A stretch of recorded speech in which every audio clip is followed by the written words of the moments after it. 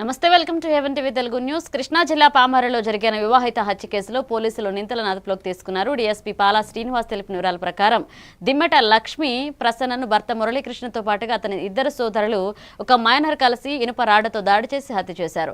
దంపతుల మధ్య విభేదాల కారణంగా ఆమె పిల్లలతో నేరుగా నివసిస్తున్న సమయంలో ఈ ఘటన చోటు చేసుకుంది. పోలీసులు వేగంగా దర్యాప్తు చేసి నిందితులను అరెస్ట్ చేసి కోర్టుకు తరలిస్తున్నట్లు తెలిపారు.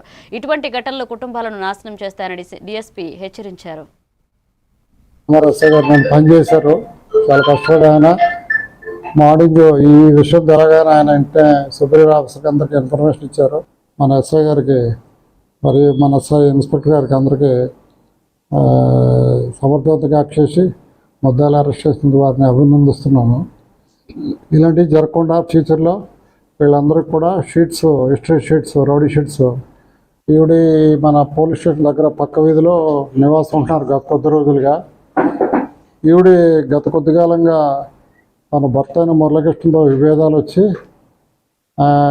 అతని యొక్క పరస్పరమైన విరుద్ధ భావాలు ఉండటంతో వాళ్ళిద్దరు కూడా భర్త విడిపోయి ఆవిడ ఇక్కడ ఉంటే ఆమె భర్త ఈమె వేరే అతనితో కలిసి ఉంటుందన్న మురళీకృష్ణ వాళ్ళ బ్రదర్స్ వచ్చి ఈమెని ఆయన ఉద్దేశంతో ఈ మర్డర్ జరిగింది. ఆమె మీద ఉన్న ద్వేషంతో ఈరోజు ఆమె భర్తని వాళ్ళ బ్రదర్స్ ఇద్దరిని కూడా అరెస్ట్ చేయడం జరిగింది.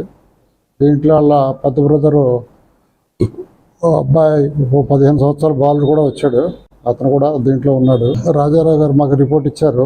దీనిపై మన గుడివాడ 2 టౌన్ ఇన్స్పెక్టర్ గారు అనీఫ్ గారు ప్రైమరీ ఎంక్వైరీ చేసి నిన్న పంచనామా ఇవన్నీ కండక్ట్ చేయడం జరిగింది. ఈరోజు మన కొత్తగా ఛార్జ్ తీసుకున్న సిఐ గారు నాగవర ప్రసాద్ గారు ఈ కేసులో ముద్దాయిల్ని తరువుగా విచారించి అంతా రెడీ చేసి ఈరోజు ఊళ్ళే